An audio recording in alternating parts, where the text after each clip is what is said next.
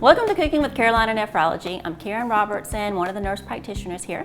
Chocolate lovers out there are going to love this. Yes, we have chocolate, and in moderation, especially for people who have kidney disease. We're going to talk about the ways to make it a little bit better for you. It's not a hard recipe to do. It's easy to clean up, only requires one bowl. And what you're going to need, we're first going to start with the eggs simply because we're going to try to do it all in one bowl. The eggs have to be beaten prior to adding the other ingredients.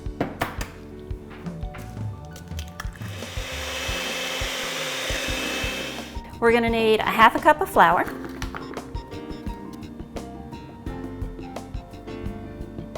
We need a half a teaspoon of baking powder, a half a teaspoon of salt, 3 ounces of unsweetened chocolate morsels. So if you got chocolate chips, whatever you have laying around, it's going to be 3 ounces. If you want to melt it in the microwave, that's fine. You put it in the microwave, you just have to make sure that every few seconds you take it out and grab a spoon and mix it up real good. If you don't, the bottom of it will burn.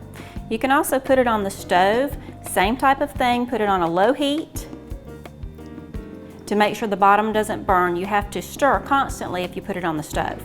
So we're going to put that in there. My favorite part, always the chocolate. Use a half a cup of shortening. If you get the new baking squares, it equals 8 teaspoons or about half of the bar, and 2 teaspoons of regular sugar. So if you're counting calories, counting carbohydrates, anything like that, if you'll realize there really are 2 tablespoons of plain regular sugar in here.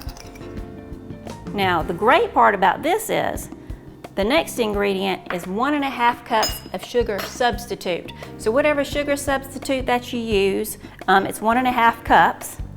So for people that are counting carbohydrates, my diabetics, 2 tablespoons of sugar, 1.5 cups of sugar substitute. 1 teaspoon of vanilla extract.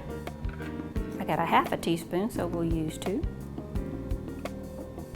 If you're like me, you actually like a lot of vanilla. I like vanilla flavored anything. I was going to say, if you've already preheated your oven, it should be 350 degrees. It stays in the oven for 30 to 35 minutes, depending on your oven. And one of the most important things to do is to make sure that you have the non-stick cooking spray. And it's going to go in an 8-inch square pan. These are actually really great for if you're making things for church.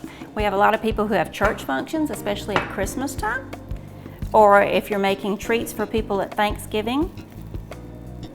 Our office manager and our physician's manager, every year they bake bread for us. So it always ends up in a cooking pan about this size, and everybody gets their own bread, which is a nice type of thing for everybody to do. Plus it makes it easy. If people are unexpectedly coming over, you can just whip it out and say, voila, look what I have already prepared for you.